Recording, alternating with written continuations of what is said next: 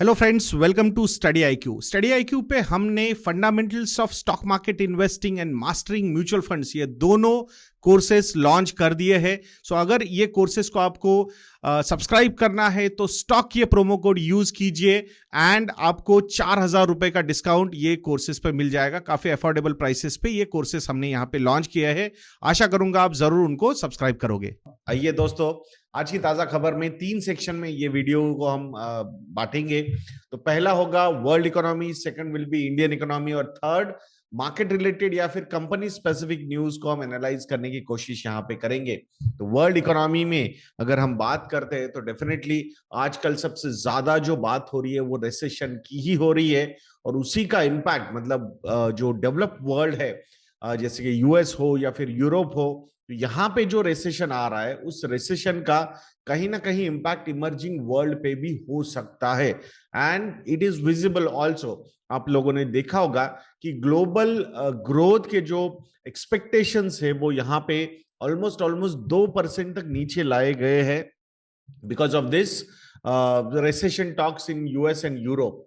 अब इसका अगर आप इंपैक्ट देखोगे तो डेफिनेटली कहीं ना कहीं बहुत सारी जो इमर्जिंग इकोनॉमीज है, एक तो क्रूड ऑयल बहुत ज्यादा इंपोर्ट होता है, उसके हाई प्राइसेस से वो एक प्रेशर है ही, प्लस यूएस जैसी इकोनॉमीज या फिर यूरोप जैसी इकोनॉमीज जो इनको बहुत सारी सर्विसेज या फिर प्रोडक्ट्स के लिए इमर्जिंग इकोनॉमीज पे डिपेंडेंट है। तो यहाँ पे अगर स्लो डाउन आता है या फिर कुछ कंजम्पशन स्लो होता है तो डेफिनेटली उसका इंपैक्ट होगा ही होगा इमर्जिंग इकोनॉमीज पे भी। बाकी फेडरल रिजर्व का जो हॉकी स्टैंड है वहां पे फिर से एक बार बातें हो रही है कि 75 बेसिस पॉइंट्स का रेट हाइक की, बट अभी भी मतलब थोड़े से टॉक्स चल रहे हैं कि शायद यूएस हार्ड लैंडिंग नहीं करेगा, it will be a soft landing. What is how we are going to derive what is hard landing and soft landing? अगर यूएस इकोनॉमी रिसेशन में जाती है तो it means it's a hard landing, और अगर US economy GDP growth slow down पे ही सीमित हो जाती है, यानी कि अल्टीमेटली जीडीपी तो स्लो होगा ग्रोथ उसकी, बट पॉजिटिव टेरिटरी में ही यूएस रहेगा, अगर ऐसा हुआ तो उसको माना जा सकता है it could be a soft landing. So देखते हैं क्या होता है।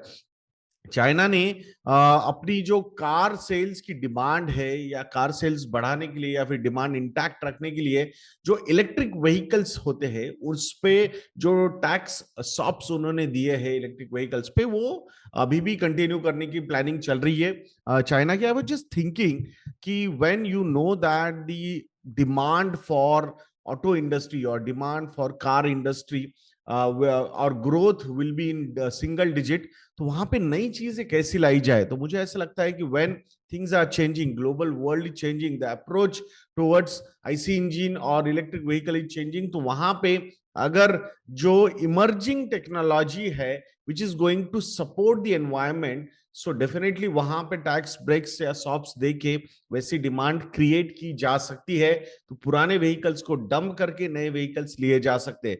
So it's a good case study overall all over world, मुझे ऐसा लगता है। सो कार की जो डिमांड है एटलीस्ट नेक्स्ट 30 से 40 साल की, मुझे लगता है इसी थीम पे चलेगी कि IC engine to electric vehicle से ये शिफ्ट होगा, तो वहां पे नया डिमांड जो है सिंगल डिजिट वो तो रहेगा ही, प्लस जो पुरानी गाड़ियां हैं उनको रिप्लेस किया जा सकता है। So that could add a new demand and that's how things work. मुझे लगता है this is a very good case study from the business growth point of view, how things change, ये हमने यहाँ पे देखना चाहिए। अब इंडियन इकोनॉमी के बारे में बात करेंगे तो इंडियन इकोनॉमी में इन्फ्लेशन जो है वो अक्टूबर महीने से कूल ऑफ हो सकता है, ऐसा मानना है शक्तिकांता दास जी जो हमारे आरबीआई गवर्नर है। I think he is right also, because October से बेस इफेक्ट काफी ऊपर चला जाएगा। So from that point of view automatically last year के कंपैरिजन में प्राइसेस अगर थोड़े से बढ़ेंगे, बट जो पेस हमने रिसेंट पास्ट में देखा था 7-8% तक की इन्फ्लेशन का, तो शायद वो कहीं ना कहीं कूल ऑफ हो सकता है। So that could add a comfort to the RBI approach की रेट हाइक कैसे करने हैं, कितने एग्रेसिवली करने हैं, या फिर ग्रोथ पे फिर से एक बार फोकस करना है, तो वो वहां पे हमें पता चल जाएगा। इंडिया के जो फॉरेक्स रिजर्व्स है in the week of July 1 ये $5 बिलियन से नीचे जा चुके हैं। $600 बिलियन का मार्क हमने ऑलरेडी क्रॉस कर दिया है ऑन द डाउनवर्ड ट्रेंड ना, मतलब $600 बिलियन प्लस थे हम, अब हम $600 बिलियन माइनस मतलब वहां से नीचे के लेवल्स पे गए हैं।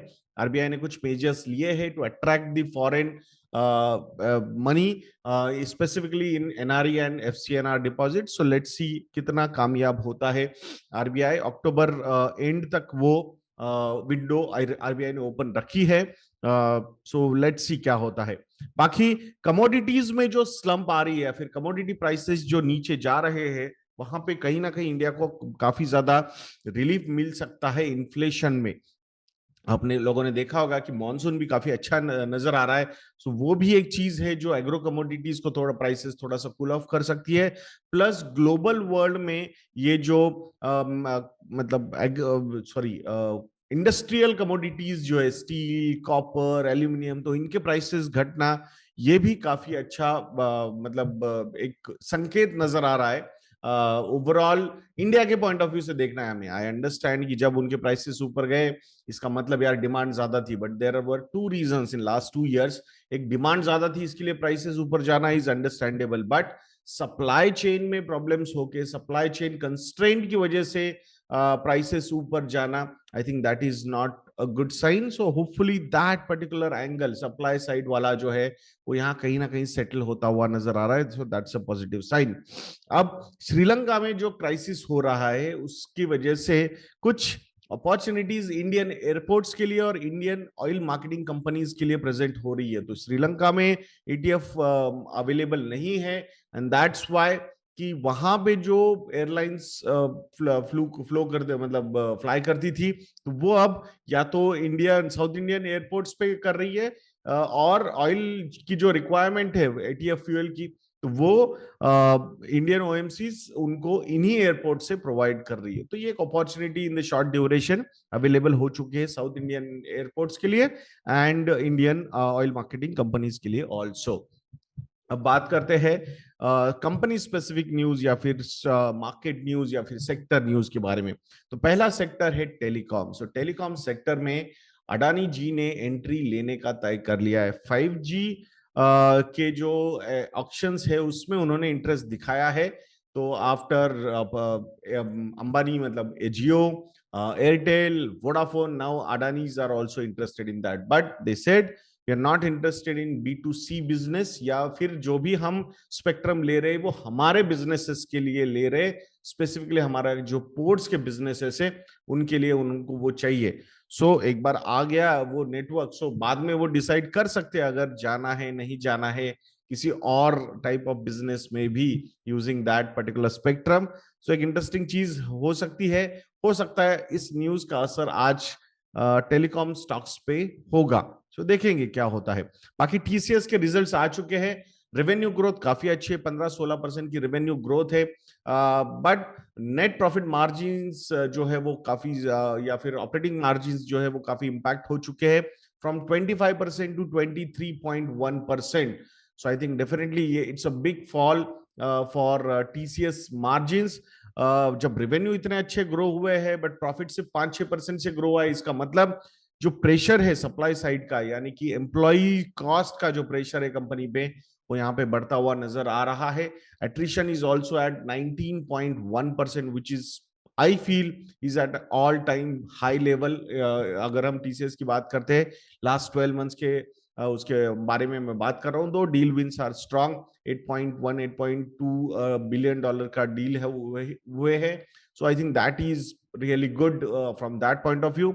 यूरोपियन जो मार्केट्स है वहां पे थोड़ा स्लगिशनेस नजर आ रहा है because of the Ukraine Russia war also, plus जिस तरीके से रिसेशन प्ले आउट हो सकता है यूरोपियन कंट्रीज में, I think that would be little severe compare to US. So I think वो भी एक चीज है जो वहां से जो उनके क्लाइंट्स है जहां पे डील्स की बातें चल रही थी बट एग्जीक्यूशन वहां पे कंप्लीट नहीं हो रहा है। सो वेट एंड वॉच सिचुएशन में है यूरोपियन एमएनसीज कि क्या करना है, या फिर आईटी स्पेंड कितना करना है, या फिर वो जो बजट्स उन्होंने रखे थे वो कहीं ना कहीं रिवाइज होते हुए नजर आ रहे हैं।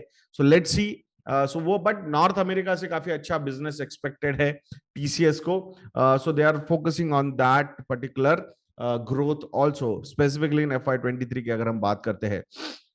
महिंद्रा एंड महिंद्रा में आपने लोगों ने न्यूज देखी होगी, उनकी इलेक्ट्रिक व्हीकल बिजनेस में इन्वेस्टमेंट आई है and Mahindra and Mahindra is open to investing in EV battery cell maker. So EV battery cell maker अगर स्पेशली कोई कंपनी है जो सिर्फ उसी पे फोकस कर रही है, तो Mahindra and Mahindra is interested in investing in that company to secure supplies, क्योंकि अल्टीमेटली इलेक्ट्रिक व्हीकल्स में ये एक बहुत ही इंपॉर्टेंट फैक्टर है EV battery cell manufacturing.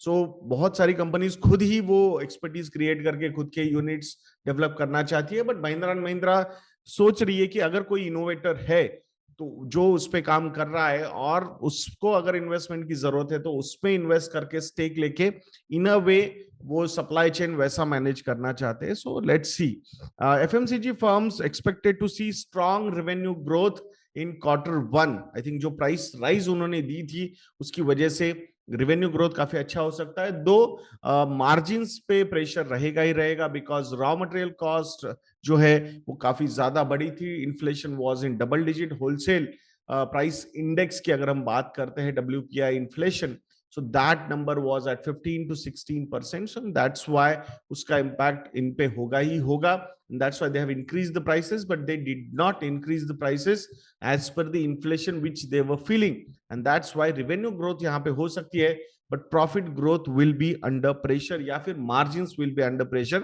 That's what the indications are coming out। Let's see exactly क्या होता है जब रिजल्ट सामने आएंगे हमारे। एफपीआईज ने जो एलोकेशन है अपना वो oil and gas and auto companies पे, ऑटो सेक्टर पे ज्यादा रखा है, और बाकी बैंकिंग हो आईटी हो इनसे वो काफी ज्यादा एग्जिट हुए हैं, तो प्रॉफिट्स भी काफी ज्यादा हुए थे इन दो सेक्टर्स में, and that's why they have taken the money out. And now because of the rising crude prices and the focus on EV engines या फिर जो नए लॉन्चेस ऑटो कंपनीज ने दिए हैं उसकी वजह से उन oil and gas and auto companies पे थोड़ा सा एलोकेशन एफपीआईज का यहाँ पे बढ़ गया है। बाकी जुलाई मंथ में एफपीआईज ने अभी तक 4000 करोड़ रुपए की सेलिंग की है। कितनी? 4000 करोड़ रुपए। Last month the selling was almost 50,000 crore rupees पूरे महीने की, जून की, पर जुलाई महीने में अभी तक 4000 करोड़ रुपए की सेलिंग हुई है एफपीआई से, फॉरेन पोर्टफोलियो इन्वेस्टर से। इट मींस जो पेस है सेलिंग का वो कहीं ना कहीं कम होता हुआ नजर आ रहा है। So I think hope it in a way these are good signs कि एफपीआई की सेलिंग जो अनप्रेसिडेंटेड सेलिंग उन्होंने की है, more than 2,50,000 crore rupees since October 2021, तो कहीं ना कहीं उन्होंने अब ब्रेक लगाने शुरू कर दिए हैं। So it means valuations reasonable शायद नजर आ रहे होंगे उनको, that's why they are taking these calls. बाकी म्यूचुअल फंड इंडस्ट्री ने जून क्वार्टर में 51 लाख नए म्यूचुअल फंड अकाउंट्स ओपन किए हैं या फिर फोलियोज उन्होंने ओपन किए, विच इज अ गुड थिंग। जो पार्टिसिपेशन है म्यूचुअल फंड इंडस्ट्री में वो ये कहीं ना कहीं बढ़ता हुआ नजर आ रहा है। In a way most regulated instrument लगता है मुझे ये इन्वेस्टर्स के लिए। I think to start your investment journey mutual fund is a really good product, specifically अगर आप इंडेक्स फंड्स पे सोचोगे, अगर आप बिगिनर हो तो। अगर आप एक्सपीरियंस्ड हो तो डेफिनेटली एक्टिव फंड्स वगैरह you one can choose if you have those analysing capacity, या फिर आपने किसी एडवाइजर को वो जॉब दिया हुआ है। बाकी टाटा मोटर्स के जो ग्लोबल होलसेल नंबर्स है वो 48% से ऊपर गए in the month in the quarter of April to June, and that the number is 3,16,443 units. So hopefully I think work should be over in coming quarters. मैं global business के बारे में बात कर रहा हूँ, otherwise Indian business is doing really well. Specifically अगर हम बात कर रहे हैं तो आई थिंक जेएलआर की ही बात यहाँ पे ज्यादा हो रही है। It's a white elephant which Tata Motors is carrying. So let's see क्या होता है, कैसे उसको क्या मतलब free cash flow positive Tata Motors बनाता है। That is going to be an interesting story. अगर टाटा ग्रुप के बारे में ही बात करें तो टाटा टेक्नोलॉजीज ये जो कंपनी है टाटा ग्रुप की, उसका आईपीओ शायद मार्च एंड तक आ सकता है, मार्च 2023 तक आ सकता है। ये आफ्टर 18 इयर्स टाटा ग्रुप किसी अपने कंपनी के आईपीओ को ला रहा है। सो आई थिंक इंटरेस्टिंग हो सकता है। फोकस्ड अप्रोच है, थोड़ा सा ऑटोमेशन पे ज्यादा फोकस करता है टाटा टेक्नोलॉजीज। सो लेट्स सी पता चलेगा, मतलब कैसे होता है, ये सारी चीजें डेवलप होती है। बट इंटरेस्टिंग कंपनी है टाटा टेक्नोलॉजीज, जिस पे आपकी नजर होनी चाहिए। बाकी बैंकिंग इंडस्ट्री के Q1 के प्रॉफिट के नंबर्स काफी अच्छे आ सकते हैं। 47% तक का प्रॉफिट ग्रोथ एक्सपेक्टेड है in the first quarter of FY23।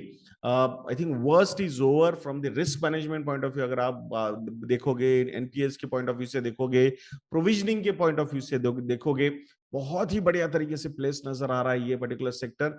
इस पे नजर रखना दोस्तों। I think this is one sector which is looking quite reasonably valued in current market scenario, and that's why you should have a keen watch on banking sector, specifically private bank की बात अगर मैं बात करता हूं यहाँ पे। बाकी एलआईसी के बारे में बात करेंगे। एलआईसी ने न्यू बिजनेस प्रीमियम में अपना market share in the first quarter जो है वो बढ़ाया है 2% से 65% तक ये शेयर उनका गया है। दो FY20 और FY21 के कंपैरिजन में ये नीचे है, बट FY22 के कंपैरिजन में उन्होंने अपना मार्केट शेयर इंप्रूव किया है न्यू बिजनेस प्रीमियम में, which is a positive thing for the company shareholders. So कैसा लगा आज का एपिसोड दोस्तों, ये कमेंट सेक्शन में लिखना मत भूलिएगा। ऐसे वीडियोस के लिए चैनल पे बने रहिए, वीडियो को लाइक करना, शेयर करना और चैनल को सब्सक्राइब करना मत भूलना। नेक्स्ट वीडियो में मिलते हैं। जय हिंद।